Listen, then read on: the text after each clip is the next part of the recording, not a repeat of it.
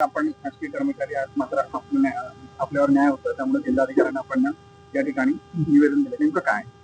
दिनांक 1 तारखेला चाळीसगाव नगर परिषदेचे सिव्हिल अभियंता देवेंद्र शिंदे यांच्यावर तेथील स्थानिक नगरसेवक दीपक पाटील यांनी कामाच्या याच्यातनं त्यांना अर्वाच्य भाषेत शिवीगाळ केली व त्यांनी त्यांचाच व्हिडिओ काढला. तो व्हिडिओ एडिट करून शेवट त्यांची बाजू दाखवली, यांची बदनामी होईल अशा पद्धतीने त्यांनी हे कार्य केलेले आहे.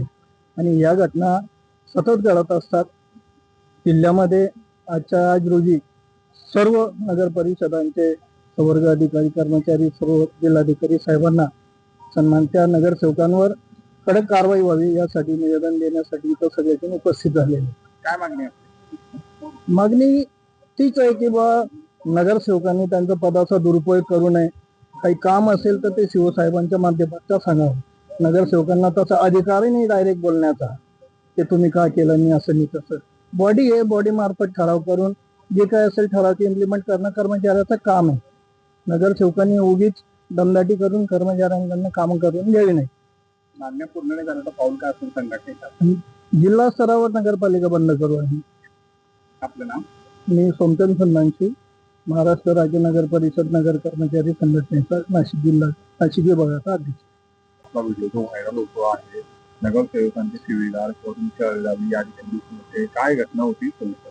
दिनांक 1 जुलैला नगरपालिकेचं अंडरग्राऊंड ड्रेनेजचं काम चालू होतं तिकडे चाळीसगाव शहरासाठी. अति तातडीचं काम होतं ते आणि टार्गेट टाईममध्ये पूर्ण करायचं होतं.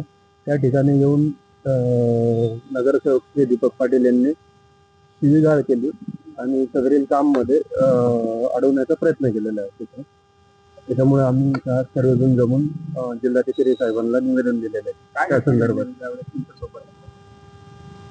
काम असताना त्या ठिकाणी येऊन त्यांनी अंडरग्राऊंड ड्रेनेजचं काम चालू होतं तिथं आणि अति तातडीची क्रॉसिंग होती, ती पुलाची क्रॉसिंग होती.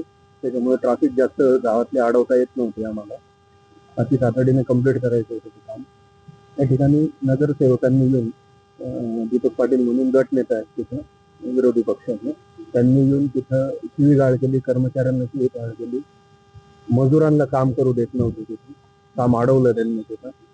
आणि अशा प्रकारे त्यांनी तिथं एक व्हिडिओ रेकॉर्ड केला आणि तो एडिट करून तो पोस्ट केला आणि विविध चॅनल्सवर फेसबुकच्या त्यांनी तो सप्लाय केलेला आहे त्यांना. आणि त्याच्यामुळे त्यांनी एक बदनामी केलेली शासनाची देखील आणि माझी सुद्धा बदनामी केलेली. काय अपेक्षा ठेवली तुम्ही आता जिल्हाधिकाऱ्यांकडे? काय मागणी?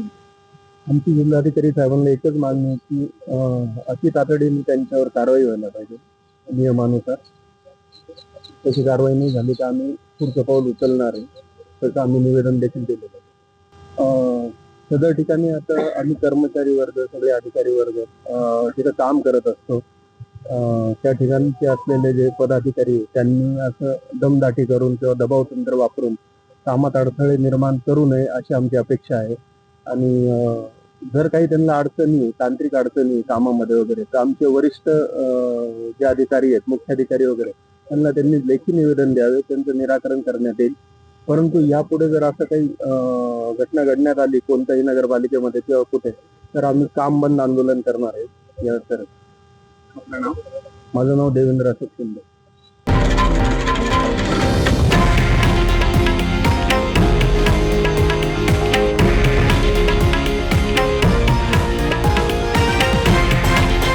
हे आहे देशातील नंबर 1 न्यूज नेटवर्क आणि आपण पाहत आहात TV9 मराठी, एकमेव.